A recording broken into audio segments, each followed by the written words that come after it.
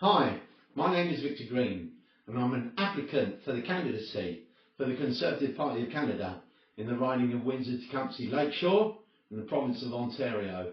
And this is part 2 of my series for why housing is such a major problem in this country at this particular time.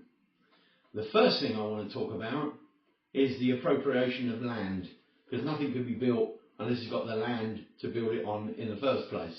Now, if you're a developer and you've got an eye to the future, you're probably going to be looking outside of town, somewhere in the country, because we know that land expands, cities expand, townships expand, and especially with the growing number of people that come into the country. And so therefore, if we can get something outside of town, as the city sprawl encompasses that, we're going to be rezoned from agricultural to residential, and that is a good investment for the future. And so good agricultural land on the outside of a city or a town currently is circa $100,000 an acre. And a good sized parcel of land to buy for the purposes of putting on a subdivision is about 25 acres. And so at $100,000 an acre, 25 acres is going to cost you $2.5 million. And you probably will be saying goodbye to that money for a good 10 years until such times as you can develop the land. But that's what the big boys are doing right now, and with an eye to the future. There's an awful lot of people that can't afford to do that, but that's why the numbers of developers are shrinking, and pretty soon we're only going to be left with a handful of the very, very big boys that are land developers. And if it is that you're looking towards buying a parcel of land, a 25-acre parcel of land closer to the city that's already been developed or been zoned for residential, that was former agricultural land, you're probably going to be looking at $1 million an acre. And so your 25-acre lot is going to be somewhere in the region of $25 million.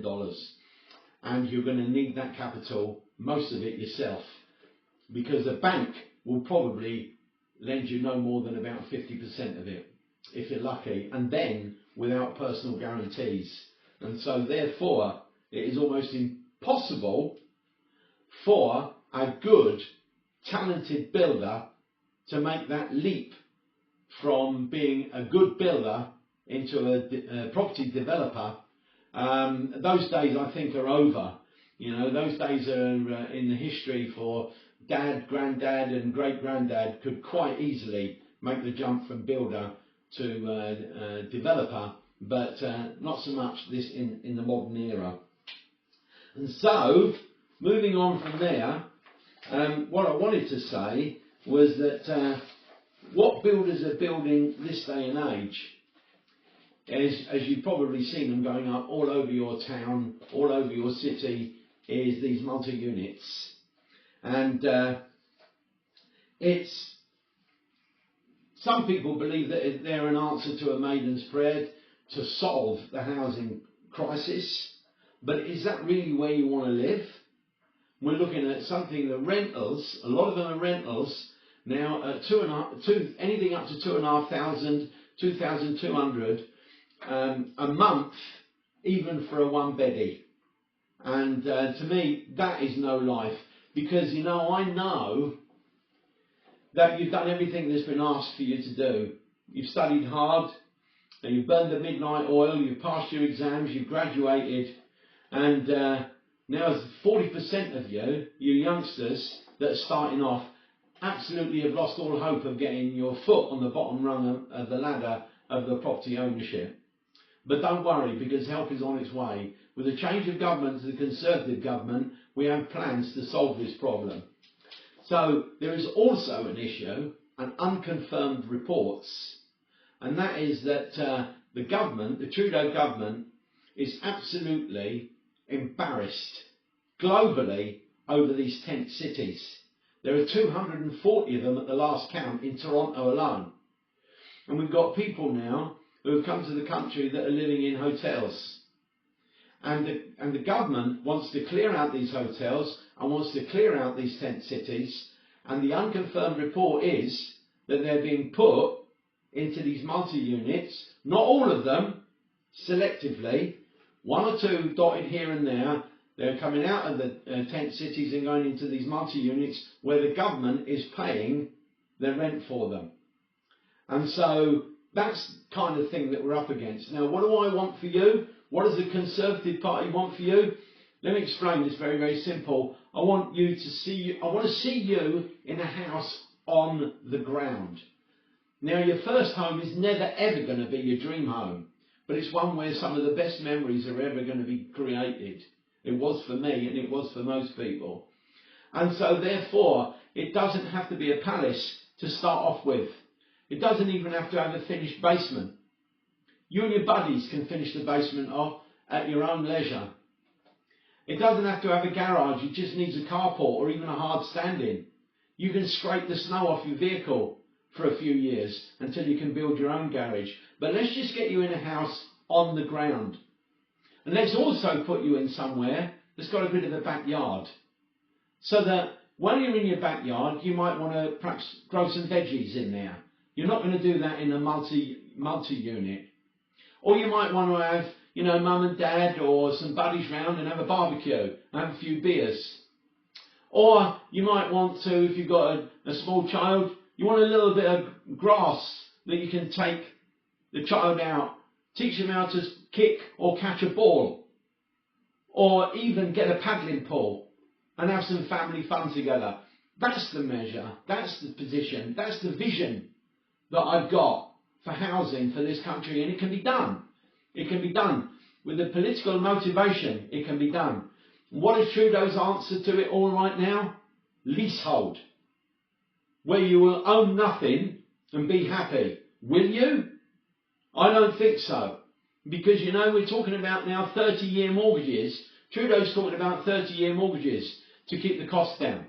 What I would like to do is I would like to see mortgage interest tax relief of at least 15%. And I would like to see that tax relief at source, so that you're paying 50% less interest, not on the principal, but 15% less interest, and your institution that holds your mortgage is collecting the rest of it from the government. And that can easily be funded. Even though we're $1.3 trillion in debt, that can be funded by making cuts on stupid stuff that we're spending money as a country on at the moment, like foreign aid.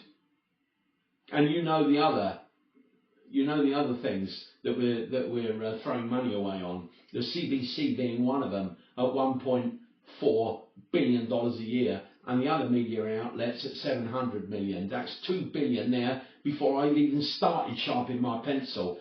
And this is the money that we're going to be using and saving, so that we can put Canadians in their own houses, and we're going to axe the tax, the carbon tax, which is going to save a lot of money. And we're going to stop printing money like it's going out of fashion. Because every hour, as a nation, we're going $4.5 million in debt. Every hour, 24 hours a day. Even your newborn baby comes into this world owing the government $31,500. Now, this needs to change, and we can change it, and we can turn this round, and we can put you in that house of your own, on the ground, that you can call your own. It can be done, but it's not going to be done under the Liberals, and it's not going to be done under NDP. Give the Conservatives a chance. Look at my website, victorgreen4mp.ca, and see if we're like-minded. If we're like-minded, then please join the party. Join the Conservative Party. You can join either through my website, or you can go straight to conservative.ca and you can join there. It costs $15 a year.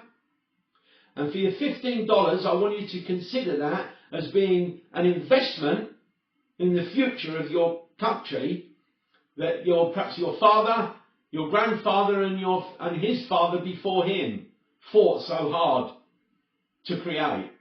So $15, join the Conservative Party, and then when you've done so, locally, Windsor-Tecumseh Lakeshore, you'll get an invitation to come along and hear the candidate applicants speak and select by ballot which one you want to go fight this election for you, and then ultimately win this seat and go to Ottawa and represent you. Somebody with a passion, somebody who's had a lifetime of service in the community and as a veteran, and represent you and represent your interests and put your interests as Canadians first, above and beyond anybody else's. So I thank you for your time, and I thank you for being so attentive during this video, and I perhaps look forward to meeting you very soon.